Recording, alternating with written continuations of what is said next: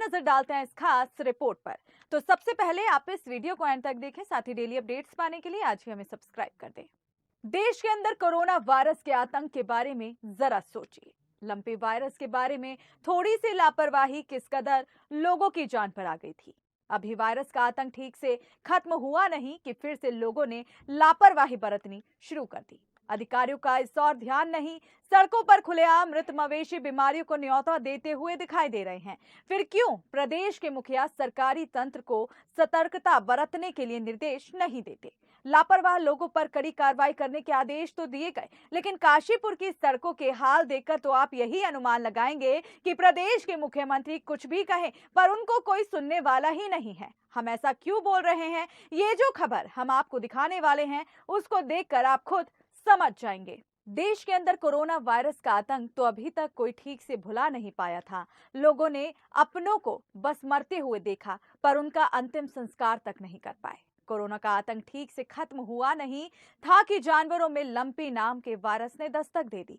इस वायरस के संपर्क में आकर ना जाने कितने जानवरों ने दम तोड़ना शुरू कर दिया। वायरसों की इस खौफनाक अटैक से बचने के लिए स्वास्थ्य महकमे ने कई बार एडवाइजरी भी जारी की है और लापरवाही बरतने वाले लोगों पर कार्रवाई करने के लिए भी निर्देश पारित किए। लेकिन वायरस का आतंक कम हुआ नहीं कि लोगों ने फिर से बीमारियों को न्योता देना शुरू कर दिया। काशीपुर के कुंडेश्वरी रोड पर खुलेआम मरे हुए जानवरों को फेंक दिया जाता है, जिनके अवशेषों को आवारा जानवर अपने मुंह में भरकर इधर उधर फैला देते हैं। इतना नहीं कि सड़क किनारे मरे हुए जानवर के कुछ दिन गुजरने से जानवर गल सड़ जाते हैं, जिसमें छोटे छोटे सूक्ष्म कीड़े उत्पन्न हो जाते हैं।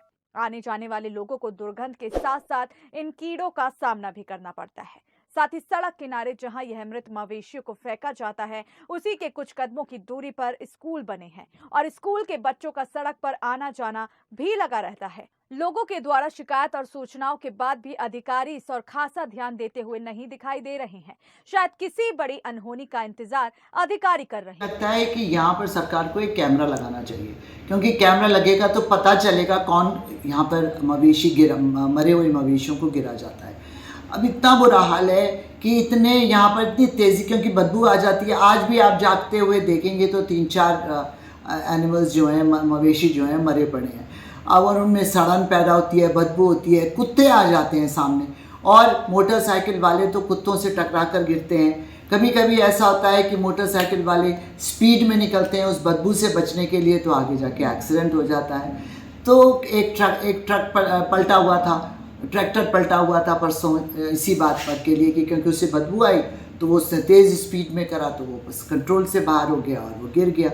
तो कुछ भी ना सरकार के कानों में जूं रेंग रही है, ना प्रशासन, ना शासन, किसी के कान पे जूं नहीं रेंग रही। ये इस बात के लिए चीमा जी को भी बताया गया, इस बात के लिए एसडीएम साहब खुद आए और देख कर गए हैं, लेकिन उसके बावजूद भी ये बात नहीं हो पा रही।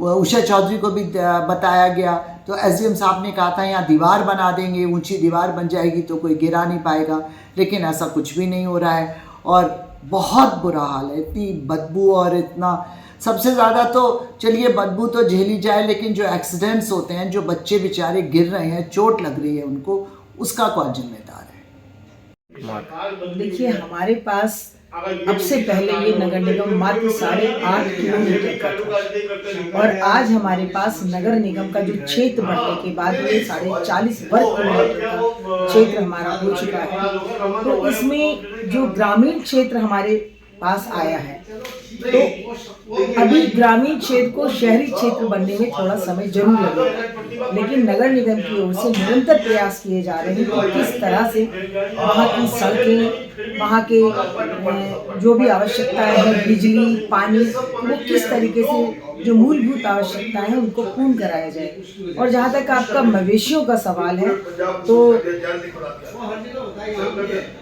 क्योंकि पहले ग्रामीण क्षेत्र रहा है तो हम लोगों का तो ये प्रयास रहता है कि यदि हमसे कोई कहता है, हमारे पास कोई आता है, तो हम उसको तुरंत व्यवस्था यहाँ से नगर निगम से बनवाते हैं और जहाँ भी उसको मवेशी को डाला जाता है वहाँ पूर्णतः जेसीबी गड्ढा खोदती है। उसके बाद 5 से लेकर 10 किलो नमक हम उसके ऊपर डलवाते हैं और उसके ऊपर जो गड्ढा, जो मिट्टी होती है, उसको हम पूर्णतः उसको ढक देते हैं। हम विधिवत रूप से उसको कार्य करते हैं लेकिन आपका कहना है कि मवेशी इधर उधर पड़े रहते हैं। वो हमें भी जानकारी नहीं है। जो इधर उधर गांव के अपने जो पर्सनल जो पालतू जानवर हैं, वो अगर वो लोग डालकर जाते होंगे, इस पर आने को बार कार्रवाई भी हुई है। और भविष्य में हम लोग बहुत जल्द जहाँ जिस जगह पर आप बता रहे हैं, पूर्व में भी मैंने कहा था कि हम उसको बाउंड्री के लिए हम प्रयत्नरत हैं और प्रयास कर रहे हैं कि हमारे पास पैसा हो तो हम बहुत जल्द उसका निर्माण बाउंड्री के रूप में इस खाली जगह का हम करा दें, जिससे कि लोग अनायास ही बिना सोचे समझे जो जानवर मरे हुए डाल के जाते हैं वो बंद किया जा सकता है। कह सकते हैं बिल्कुल नहीं, आप ये शब्द आप बिल्कुल भी नहीं कह सकते हैं। कारण ये कि जिन लोगों की सालों की आदत है, वो लोग धीरे धीरे ही बदलेंगे। मैं उनको जो अपने पालतू मवेशी इस तरह से डाल जाते हैं, मैं उनको तो नहीं बदल सकती हूँ, लेकिन हाँ, अगर जानकारी मिले तो कार्रवाई अवश्य की जा सकती है उन पर। लेकिन आपस में सब लोग इतने मिले हुए हैं कि कोई किसकी शिकायत भी नहीं करता, कोई कुछ बताता भी नहीं है कि ये किसका जानवर आया है, कौन डाल गया।